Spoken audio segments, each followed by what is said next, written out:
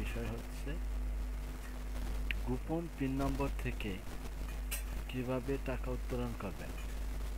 আমার কথা মানেটা হচ্ছে যে আপনি ধরেন আপনার কোনো এক লোক বিদেশে থাকে, সে বিদেশ থেকে টাকা পাঠাবে, কিন্তু তার কোনো অ্যাকাউন্ট নাই, বা যার কাছে টাকা পাঠাবে তারও অ্যাকাউন্ট নাই। সেই ক্ষেত্রে কিভাবে টাকাটা পাঠাবেন? সেই ক্ষেত্রে কিন্তু ব্যাংকে টাকা পাঠানোর একটি সিস্টেম আছে। সেই সিস্টেমটা হচ্ছে শুধুমাত্র গোপন পিন নাম্বার দিয়ে সেটা টাকা পাঠানো যায়। তো চলুন, গোপন পিন নাম্বার আপনাকে দেওয়া হলো, কিন্তু সেই পিন নাম্বার দিয়ে আপনি কিভাবে টাকা উঠাবেন সেটার একটা পদ্ধতি আছে। তো তার জন্যে আপনার যা যা লাগবে, আপনার গোপন নাম্বার পিন নাম্বারটা আপনার জানা থাকতে হবে। আপনাকে উনি জানিয়ে দেবে যে এই পিন নাম্বারে টাকা পাঠাবে। যিনি পাঠাবে উনি অবশ্যই জানবেন, ওনাকে জানিয়ে দেওয়া হবে যে এই গোপন পিন নম্বরে আপনার টাকাটা রাখা আছে, সুতরাং এই পিন নাম্বারটা আপনাকে দেওয়া হবে।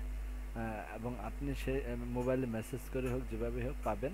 পাওয়ার পর আপনার ভোটার আইডি কার্ডের কপি, ভোটার আইডি কার্ডের মূল কপিটা, মূল আইডি কার্ডটা লাগবে এবং ফটোকপি জমা দিতে হবে। আর যদি অ্যাকাউন্ট নাম্বার থাকে তাহলে তো অ্যাকাউন্ট দিলেও চলবে, না দিলেও চলবে। আপনার এই ভোটার আইডি কার্ডের কপি লাগবেই। আর তথ্য জানা থাকতে হবে যে কোন দেশ থেকে টাকা আসবে, কে পাঠাবে, কত টাকা পাঠাবে, এই তথ্যগুলি জানা থাকতে হবে। আর আপনার মোবাইল নাম্বার লাগবে। তো চলুন, এই যে দেখতেছেন একটি ফর্ম, এই ফর্মটি মূলত আপনাকে পূরণ করতে হবে। তো আমি পূরণ করে দেখিয়ে দিচ্ছি। তো এখানে শাখা, আপনি যে শাখাতে টাকা উঠাবেন, মানে আপনাকে আপনার বিদেশ থেকে যিনি টাকা পাঠাচ্ছেন তিনি কিন্তু কোন শাখাতে টাকা পাঠাবেন সেটা উল্লেখ করে দেয়। উনি যেই শাখাতে টাকা পাঠাবেন ঠিক সেই শাখা থেকে টাকা তুলতে পারবেন। সুতরাং আপনার নিকটস্থ শাখা থেকে আপনি টাকা তুলুন, সেই শাখার নাম লিখবেন, এবং এই ফর্মটার নাম হচ্ছে স্পট ক্যাশ গ্রহণের আবেদনপত্র। যাই হোক, তো এই যে দেখছেন পিন নম্বর, এখানে পিন নম্বর বসবে, এখানে পিন নাম্বার বসবে, এখানে তারিখ বসবে। হ্যাঁ, পিন নম্বরের বিষয়টা হচ্ছে যে পিন নম্বর যে কোনো দেশের যে কোনো ব্যক্তির ক্ষেত্রে ভিন্ন ভিন্ন পিন নম্বর হতে পারে, যে কোনো পিন নম্বর হতে পারে। আমি এটা উদাহরণস্বরূপ দেখিয়ে দিয়েছি যা বোঝার সুবিধার্থে, কিন্তু এটাই কিন্তু পিন নাম্বার না, আর সবার জন্য এটা না। কি পিন নাম্বার হবে এটা কেউ বলতে পারবে না, এটা ব্যাংক বলতে পারবে। ব্যাংক বলতে পারবে মানে যিনি টাকা পাঠাবেন উনি টাকা পাঠানোর পর কিন্তু একটি পিন নাম্বার তৈরি হয়, এটাকে পরে জানতে পারেন। ফর্মটা কিন্তু এরকম দেখা যাবে।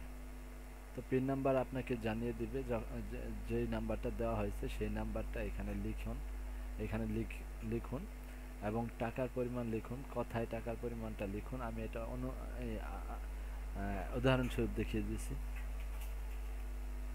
এবং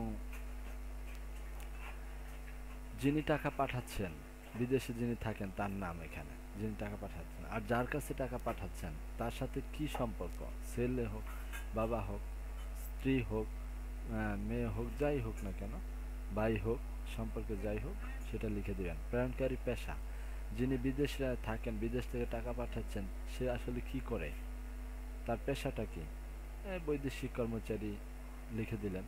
প্রেরণের উদ্দেশ্য, আপনি যদি অন্য কোনো উদ্দেশ্য থাকে দিবেন, নাহলে সাধারণত সাধারণ ব্যক্তি কৃষিকাজের জন্যই দেয়। এক্সচেঞ্জ হাউসের নাম, এটার প্রয়োজন নাই, দেশ বাংলাদেশ।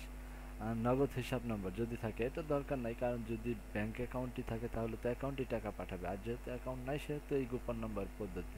তো এটা থাকলে দিবেন, না দিলে না থাকলে নাই, এটা জরুরি না, বাধ্যতামূলক না। তবে আপনার যিনি টাকা উঠাবেন বাংলাদেশ থেকে তার অবশ্যই ভোটার আইডি কার্ডের নম্বর এখানে দিবেন, এটা আমি উদাহরণস্বরূপ দিয়ে দিছি। গ্রহণকারীর নাম, যিনি টাকা উঠাবেন বাংলাদেশ থেকে তার নাম, বা যার কাছে টাকা পাঠানো হয়েছে তার নাম, এবং তার মোবাইল নাম্বার, এবং তার ঠিকানা দিয়ে দিবেন। এই জায়গাতে একটা স্বাক্ষর দিবেন, এই জায়গাতে তার স্বাক্ষর দিবেন, ঠিক আছে। তারপর ব্যাংকে জমা দিন, এবং আপনাকে আর কোনো কিছু করতে হবে না। আপনি ভোটার আইডি কার্ডের কপিও জমা দিন, বাস, আপনি ক্যাশ